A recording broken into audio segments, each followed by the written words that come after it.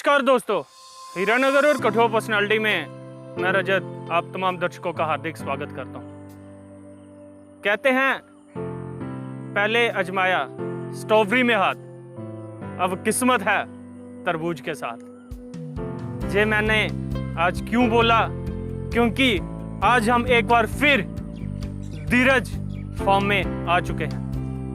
पहले इन्होंने स्ट्रॉबेरी में काफ़ी अच्छा वर्क किया, लोगों को काम दिया, और अब ये अपना हाथ आजमा रहे हैं तरबूज के साथ।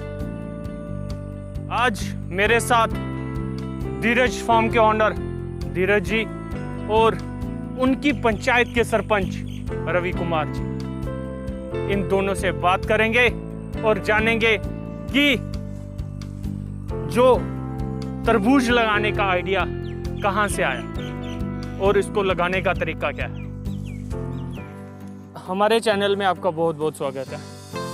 धन्यवाद रजत जी, आपका और आपकी टीम का एक बार फिर से हमारे फार्म में और हमारे गांव में जो हरिपुर पाडल है, आपका बहुत बहुत स्वागत है। धीरज जी, पहले ये बताइए कि स्ट्रॉबेरी में आपका जो हाथ आजमाया था वो कैसा रहा। बहुत अच्छा रहा, बहुत अच्छा अनुभव रहा रजत जी। मैं कह सकता हूं कि इसमें मुझे काफ़ी अच्छा मुनाफा भी हुआ है, और बाकी जगह जो जान पहचान मेरी जो पूरे जेके यूटी में हुई है एज ए स्ट्रॉबेरी ग्रोअर, वो भी बहुत बड़ा मेरे लिए एक सम्मान है। तो मैं कहता हूँ मेरा काफ़ी अच्छा अनुभव रहा है इसमें। अब बताएं, बात करें अगर हम तरबूज की, तो तरबूज कब से ये आपका तरबूज मार्केट में जाना शुरू हुआ? रजत जी, कोई लगभग 8 दिन आज हमें हो गए हैं जो हम तरबूज की सेलिंग कर रहे हैं। तो अभी हमारा काफ़ी अच्छे रेट में भी निकल रहा है, क्योंकि अभी जो हमारा लोकल जो तरबूज है वो भी चला नहीं है, मंडियों में पहुंचा नहीं है। मेरा तरबूज जो है लगभग आप बोल सकते हैं 1 महीना पहले जो है वो मार्केट में आ गया है। तो सर ये धीरज जी एक चीज़ बताइए कि तरबूज लगाने का तरीका क्या है, ये प्लीज़ हमारे दर्शकों को बताइए। क्योंकि एक तो तरबूज लगता है कि खेतों में सीधा, ये कुछ और ही तरीका है। इस तरबूज को लगाने का क्या तरीका है? रजत जी, पहले जो हमारे यहाँ पे तरबूज लगता था वो ट्रेडिशनल, जिसको हम बोलते हैं रवायती तरीके से लगता था। बीज ले आए, बीज भी घर का होता था, तो खेतों में ट्रैक्टर चलाया, समतल किया उसको और बीज को बो दिया, फिर थोड़ी सी गुड़ाई वगैरह कर दी और जो है आपका तरबूज हो गया। जितना हुआ उतना अच्छा है, क्योंकि ज़्यादा खर्चा उसमें था नहीं और जो भी आउटपुट मिलती थी वो उसी में हो जाता है। लेकिन जैसे जैसे अभी समय बदलता है, कृषि में भी जो है मॉडर्न टेक्नोलॉजी आ गई है, नए नए किस्म के बीज आ गए हैं, अच्छे उच्च गुणवत्ता वाले जो बीज आ गए हैं, हाइब्रिड बीज आ गए हैं, जो है भी काफ़ी महंगे। और उनके साथ में आप ये रिस्क नहीं ले सकते कि आपने हल चलाई, जोता और समतल किया खेत को और बीज निकाल दिया, क्योंकि आप देख सकते हैं कि इतना महंगा जो बीज है, लगभग 40,000 35,000 रुपये किलो तक का वो बीज मिलता है, जो हाइब्रिड क्वालिटी के बीज हैं, बहुत सी किस्मों के बीज हैं। तो उनके साथ में आपको बीज को लेके थोड़ा सा किफ़ायती होना पड़ता है। तो आपको ऐसा ही रखना चाहिए ताकि आपका जो इनिशियल जो उसमें कॉस्ट लगती है वो थोड़ी कम हो जाए। तो इसलिए बहुत सारे तरीके आ गए नए नए। पहले तो ऐसा, उसके बाद में बेड सिस्टम आ गया, जिसमें हम लास्ट टाइम मैंने किया था वो भी ट्रेडिशनल से थोड़ा सा हटके था। लेकिन अभी जो नई टेक्निक्स आ गई हैं हमारे पास खेती में, जो इजराइल ने पहले इन्वेंट की थी और अभी धीरे धीरे हमारे पूरे देश ने उसको अपना लिया है। प्रधानमंत्री जी भी कहते हैं मोर क्रॉप पर ड्रॉप, जिसे हम बोलते हैं कि ड्रिप इरिगेशन, माइक्रो इरिगेशन के अंतर्गत जो आती है ड्रिप टेक्नोलॉजी। तो ड्रिप टेक्नोलॉजी और मल्चिंग, जिसे हम मल्चिंग शीट जिसे हम बोलते हैं, उसका हमने प्रयोग किया है। तो इसका ये फ़ायदा है कि आपका एक तो पानी की बचत होती है इससे, दूसरा जो आपने मल्चिंग किया हुआ है, आपका खरपतवार इसमें नहीं होती है। तो इस तरह की जो नई टेक्नोलॉजी के साथ में जो मैंने मतलब जो तरबूज किया है, इसका मुझे ये फ़ायदा हुआ कि मेरा तरबूज काफ़ी अर्ली स्टेज में मार्केट में आ गया। तो धीरज जी, इसको लगाने का तरीका, मतलब ड्रिप इरिगेशन की तरह जो आपने तरबूज लगाया हुआ है, इसको लगाने का तरीका क्या है? मतलब कि कैसे इसको, एक तो होता है बुआई करके सीधा जैसे आपने पहले बताया, इसका कैसे तरीका क्या है पूरा बताएं। देखिए, पहले तो आपको खेत में जितना, जिसको हम बोलते हैं FYM, फार्म यार्ड मैन्योर, जो गोबर की खाद हो गई, जो हमारी पोल्ट्री खाद हो गई, उसको हमने इसमें खेत में बिखेरा था। उसके बाद में अच्छे से इसकी जुताई करके 1-2 बार, उसके बाद में रोटावीटर से इसकी जुताई की, और फाइनली हमने इसमें बेड प्रिपरेशन किया, जो मैनुअली हमने जो लेबर लगा के इसमें जो बेड्स वगैरह बनाए थे हमने इसमें 6-6 फुट के डिस्टेंस पे ऊपर, और उसके बाद में इसके ऊपर ड्रिप इरिगेशन बिछाया, फिर उसके ऊपर मल्चिंग शीट्स लगाई, और उसको करने के बाद में हमने इसमें जो सीडिंग किया था। धीरज जी, जो आपका ये तरबूज है, ये फुली ऑर्गेनिक है या इनऑर्गेनिक? रजत जी, मैं पहले भी बता चुका हूँ कि फुली ऑर्गेनिक का मैं दावा नहीं करता हूँ, लेकिन मैंने काफ़ी हद तक इसमें ऑर्गेनिक चीज़ें की हुई हैं, क्योंकि अभी भी मार्केट में जो ऑर्गेनिक ग्रोइंग की जो है अल्टरनेटिव्स इतने मार्केट में आए नहीं हैं, पर फिर भी मैंने इसको जो 70 से 75% इसको ऑर्गेनिक रखा है, क्योंकि हमारे पास यहाँ पे गोबर की खाद बड़ी इजीली अवेलेबल है, पोल्ट्री की खाद भी बहुत इजीली अवेलेबल है, जो मैंने इसमें यूज़ की थी।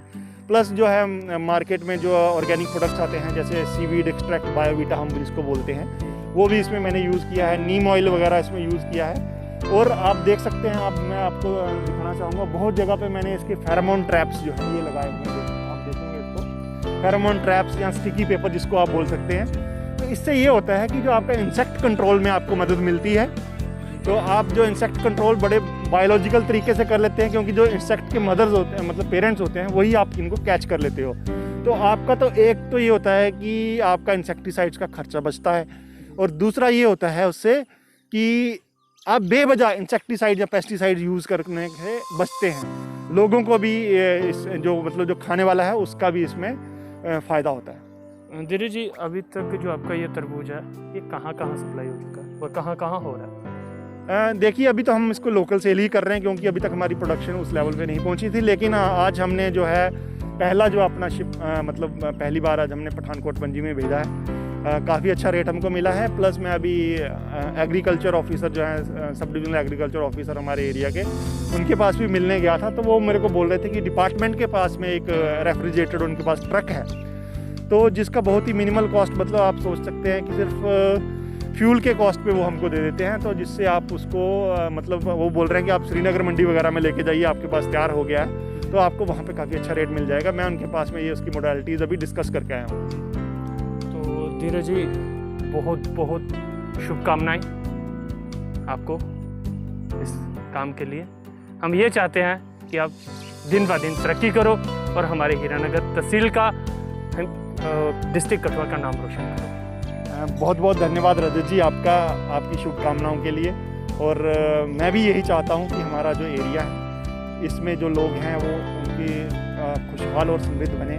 खासकर जो हमारे किसान भाई हैं, वो भी नई नई तकनीक्स को आजमा के अपने खेतों से प्रोडक्शन बढ़ाएं और अपनी जो है ज़िंदगी को खुशहाल बनाएं। दोस्तों, ये थे धीरज फार्म के ऑनर धीरज जी। अब उन्हीं की पंचायत के सरपंच रवि कुमार जी भी हमारे साथ हैं। आइए उनसे जानते हैं कि उनको कितनी खुशी महसूस होती है कि खेती में उनकी पंचायत जम्मू कश्मीर में पहले नंबर पे है। रवि जी, हमारे चैनल में आपका बहुत बहुत स्वागत है। धन्यवाद रजत जी। रवि जी, पहले ये बताइए कि आपको कितनी खुशी महसूस होती है जब JKUT से सारे किसान पंचायत में विजिट करने आते हैं? रजत जी, ये हमारे पंचायत के लिए, हमारी तहसील के लिए, हमारी डिस्ट्रिक्ट के लिए ये बड़ी सौभाग्य की बात है कि एक जो मतलब कि नेवी से रिटायर है और जिस लेवल का वो काम कर रहा है, वो हमारी तहसील, हमारी डिस्ट्रिक्ट, हमारी पंचायत, हमारी JKUT नहीं, पूरे हिंदुस्तान के लिए एक वो मॉडल बन गया है। रवि जी, कभी ऐसा हुआ है कि JKUT एडमिनिस्ट्रेशन की तरफ से किसी ऑफिसर का कॉल आता है कि आपकी पंचायत में जो धीरज किसान, वो काफ़ी अच्छा काम कर रहे हैं, हम उनसे मिलना चाहते हैं? तो कभी ऐसा कोई इंसिडेंट हुआ है और कितनी खुशी महसूस होती है जब ऐसा इंसिडेंट आपको लोग बोलते हैं कि आपकी पंचायत का धीरज काफ़ी अच्छा काम कर रहा है? रजत जी, मैं आपको बताना चाहता हूँ, रोज़ शाम को जहाँ पे आना होता है, कोई ना कोई मेरे पास आया होता है। रोज़ शाम को यहाँ पे पहले स्ट्रॉबेरी था, अब तरबूज का चला गया है। तो जहाँ से क्या कि जम्मू से भी आते हैं लोग मिलने, मतलब कि कठुआ से तो मुझे पता ही नहीं है कितने लोग आए हैं, पर जम्मू से भी इतने लोग मिलने आ जाते हैं कि मतलब यार वो देखनी है स्ट्रॉबेरी वाला, आपका वो देखना हुआ, तरबूज का वो देखना है, वो किस तरीके से लगाता है। इवन है कि हमारे गांव से मतलब कि जो लोग प्रोफेशनली पिछले मतलब कि 50 साल से जिम्मेदारी करते आ रहे हैं, वो इस ट्रेंड को देख के हैरान है। तो ऐसा नहीं है कि इसने, धीरज ने जो काम किया, धीरज का काम करने का तरीका बिल्कुल अलग है। इसने जो हमारे प्रधानमंत्री मोदी जी का नारा है आत्मनिर्भर भारत। इन्हें धीरे जी ने उसको बढ़ाने में बहुत ज़्यादा काम किया हुआ है। जैसे ये स्ट्रॉबेरी थी, स्ट्रॉबेरी में भी मुझे नहीं लगता है कम से कम भी 10 बंदों को उसने जॉब दिया होगा। 10 बंदे रेगुलर काम करते। आज की डेट में भी देखो तो जहाँ पे 4-5 बंदे रेगुलर काम कर रहे हैं। तो ये एक तो ये कैश क्रॉप है, और सबसे बढ़िया बात है कि जब भी आप इनसे मिलने जाओ तो आप नई चीज़ें ही सीख के जाते हैं। जो भी किसान आता है वो कुछ नई चीज़ें ही ऐड ऑन करके जाता है। तो ये हमारे लिए एक बड़ी सौभाग्य की बात है कि धीरज जी हमारे सारे के लिए एक रोल मॉडल बन के तैयार हुए हैं। रवि जी, आप किसानों को क्या मैसेज देना चाहते हो? मैं सर ज़्यादा से ज़्यादा किसानों को इनवाइट करना चाहता हूँ। मैं कहता हूँ कि धीरज जी हर बार हर किसी को बोलते हैं जब भी कभी किसी भी काम के लिए मेरी हेल्प हो एनी टाइम कॉल करो, मैं आपको वीडियो कॉलिंग के थ्रू या मैं आपके वहाँ पे जाके भी आने के लिए तैयार हूँ। ये बहुत बड़ी बात है। तो धीरज का मॉडल अपनाइए और धीरज जी से सीखिए। मैं धीरज जी से रिक्वेस्ट भी पहले भी बात हो चुकी है कि एक अपना चैनल लॉन्च करे हुए यूट्यूब, जिसके ज़्यादा से ज़्यादा लोग देख के, ज़्यादा से ज़्यादा किसान इसको देख के अपने आप को आत्मनिर्भर करें। और जैसे कि किसान कि हम देखते हैं कि वो धान या कनक या बरसीन इन्हीं चीज़ों में खोए रहते हैं। उनको तो कैश क्रॉप के बारे में पता ही नहीं है। डिप सीजन या जो मॉडर्न जो एरीगेशन तरीके से जिस तरीके से लगाया हुआ है, इवन है कि मैं अभी फर्स्ट टाइम अपनी लाइफ में जो ऐसा सिस्टम जो देखा हुआ है। तो मैं ज़्यादा से ज़्यादा बंदों को कहता हूँ कि धीरज जी के कनेक्ट में आइए, तो अपनी इनकम को ज़्यादा से ज़्यादा बढ़ाइए। तो एग्रीगेशन ऐसा नहीं है, जो एग्रीकल्चर है ये एक बड़ा प्रॉफिटेबल बिजनेस है।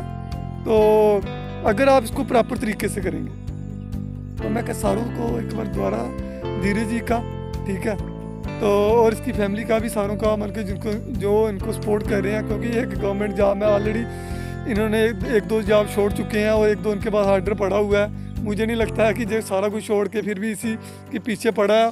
और इनका मेन मकसद यही है कि ज़्यादा से ज़्यादा लोग को मैं प्रमोट कर सकूँ। बहुत बहुत धन्यवाद रवि जी हमसे बात करें। थैंक यू रजत जी। जाते जाते एक बार हम दोबारा धीरज जी से पूछेंगे कि यहाँ पे उन्होंने स्ट्रॉबेरी लगाई थी, क्योंकि स्ट्रॉबेरी का सीज़न तो अभी ख़त्म हो गया, तो आने वाले समय में कौन सी फसल हमें धीरज फार्म में देखने को मिलेगी? रजत जी, आप देख भी रहे हैं आज हमने जो है अपनी स्ट्रॉबेरी के पौधों से विदा ले ली है।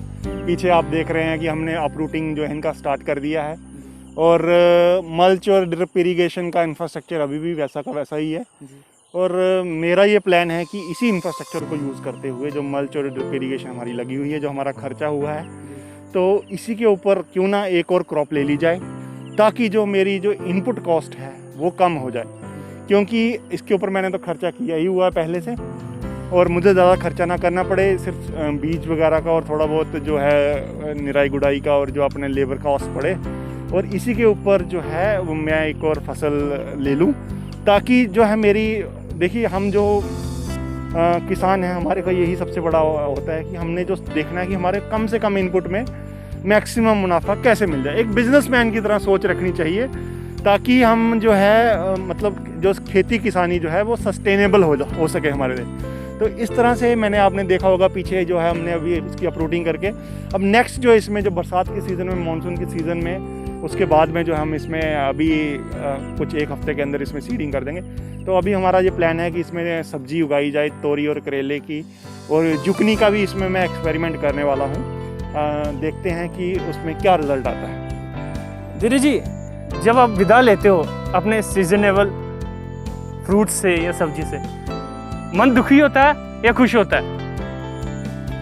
रजत जी, देखिए पिछले 6 महीने से मैं इन पौधों से जुड़ा हुआ था। एक बिछड़ने का जो मतलब क्या बोलते हैं उसको, नॉस्टैल्जिक जो बंदा हो ही जाता है इसको, तो वो फीलिंग मेरे अंदर भी आ रही है। पर परिवर्तन संसार का नियम है, तो ये हमको करना ही पड़ेगा। अभी आज हमने अपरूटिंग कर दी है, अभी नई फसल के लिए हम तैयार होंगे, और आशा करते हैं कि अगले साल में भी हम जो है स्ट्रॉबेरी की खेती जहाँ पे करेंगे। बहुत बहुत धन्यवाद हमसे बात करने के लिए। बहुत बहुत धन्यवाद रजत जी, और आपका और आपकी टीम का। दोस्तों, आज हमने बात की धीरज फार्म के ऑनर धीरज जी से और इन्हीं के सरपंच रवि जी से। अब मैं अपने कैमरामैन से कहूँगा कि क्योंकि इनकी स्ट्रॉबेरी की जो फसल है वो भी जाते सीजन की है, उसको भी दिखाएं और ये भी दिखाएं कि तरबूज कैसे लगे हुए हैं।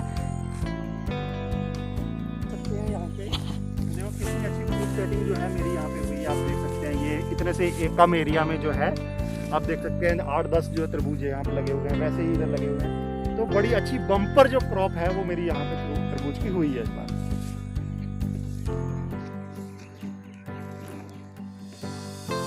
तो दोस्तों तरबूज का दिखा दिया। अब हम अपने कैमरामैन से एक बार दोबारा गुजारिश करता हूँ कि जाते जाते एक बार स्ट्रॉबेरी का भी दिखाएं